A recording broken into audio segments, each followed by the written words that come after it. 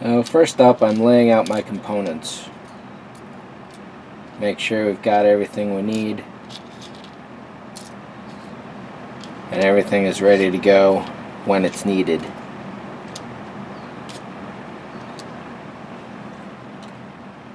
I'm told that modern chips aren't as susceptible to static shock, so I'm kind of handling these with a little bit of a cavalier attitude, and I definitely should not. So using this board as a parts guide, got the capacitor, 2 chips, the variable, second variable, power thing, transistor, 2 diodes, other capacitor, 2 different resistors, and that is everything.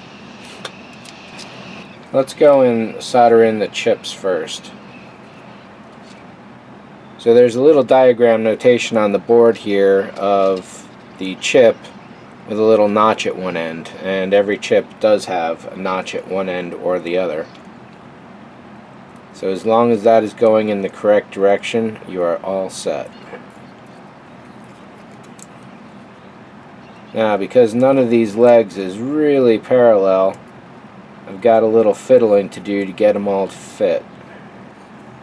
That's kind of par for the course, it seems. So what I want to do is get them all right for one side and then either notch them into place. Actually, what I should do is get them all correct for this side. And then I should be able to hopefully slot this in with relative ease.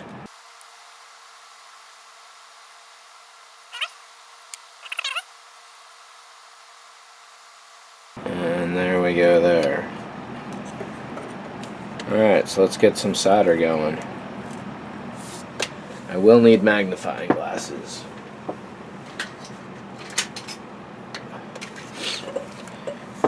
You just about absolutely, probably no matter how good your vision is, want to be using some kind of magnification to be looking at this, because you want precise placement of your solder, and you absolutely want to make sure that every trace is solid and looking good. Otherwise you got to bridge those traces with solder. I'm just cleaning this lens off. It was looking a bit shoddy.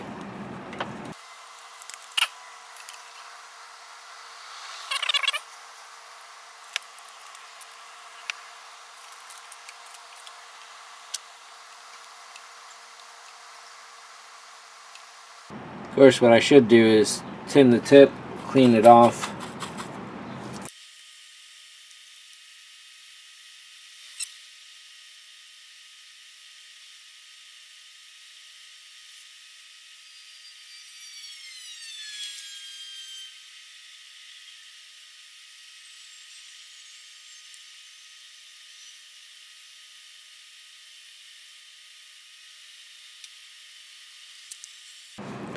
I may as well do both boards at the same time.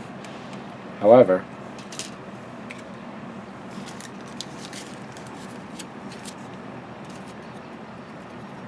I do want to store that one a little better than just on the paper.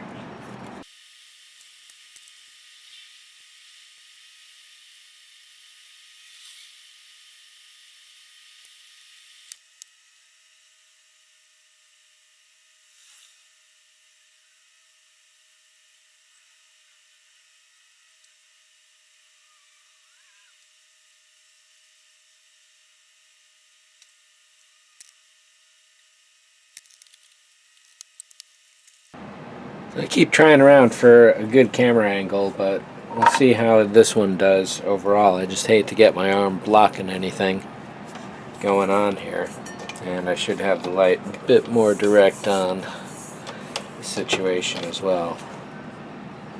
One thing I just did on the other one was to put the power in, so I figure I may as well do this in sets.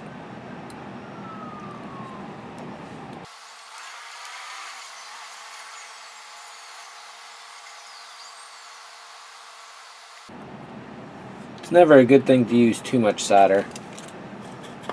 I used to be really bad at it. I used to be really bad at it. I've been getting better. However, there are still times when I tend to blob it on.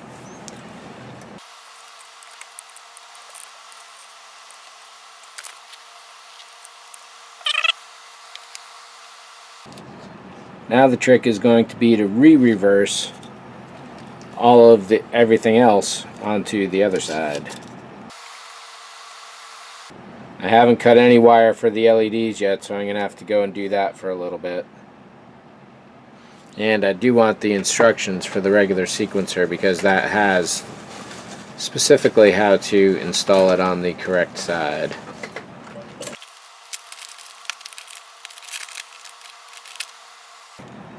So the board isn't exactly the same, however, it will be a good reference. There's just a little translation that needs to be done between the both of them.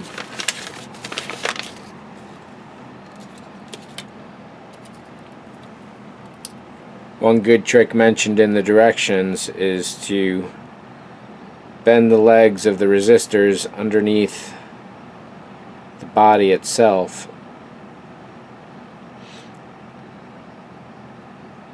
before you go installing it. Resistor direction does not matter. These little diode guys, though, I'm pretty sure those are diodes. Diode 1 and 2 do matter which direction. Diodes are relatively easy, so let's get them first. Diagram has a little mark at one end that represents the black stripe.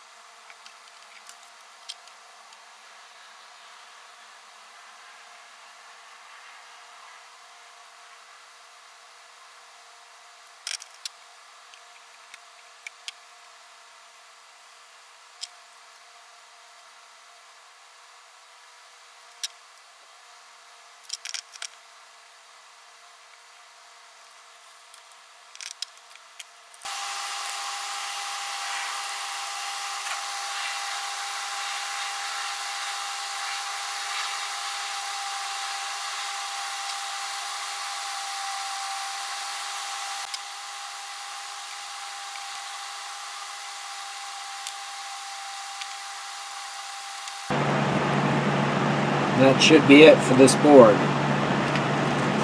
Finally for this one. I was starting to get into a lot of trouble with the soldering. Things weren't just heating up at all. The legs of the solder would melt, but the legs of whatever I was trying to solder to just would not melt. And what I just realized when I cleaned my soldering tip in the wet sponge is that it picked up a lot of dirt that must have been all over the tip. So I went along, re-tinned it, and things may be going a little better. We'll find out in a minute. But it was really getting exceptionally frustrating there for a little while.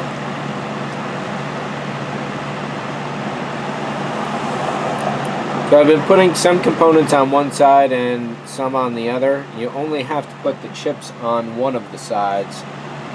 Everything else doesn't matter. And in the case of one of the resistors that was getting so frustrating, actually it was this one. This entire board, I am dubious that it's going to work, because everything on it over there on the far side is soldered so badly, it's stunning.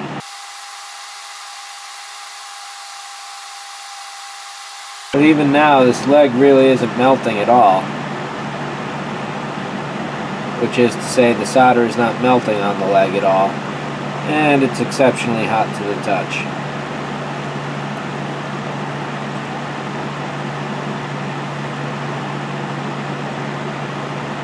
So a lot of solder winds up getting in there, but none of it, there we go.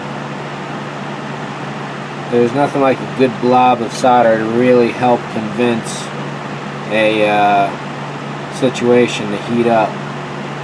So that can actually all stay there, no worries.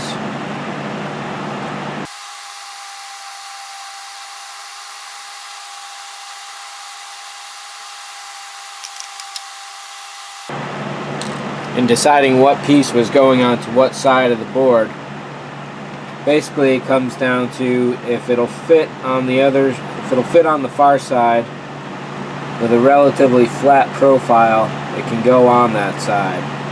If it's going to stick up, then it goes on this side.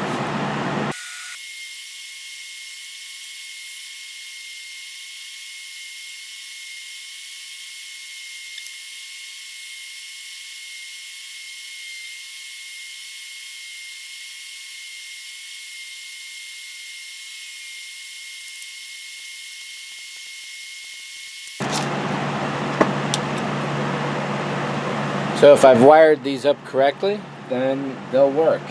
What I have to do now, though, is go and cut a bunch of wire and get that all ready for the ends of the LEDs. When giving things a tug, I discovered that I've got a loose connection right here.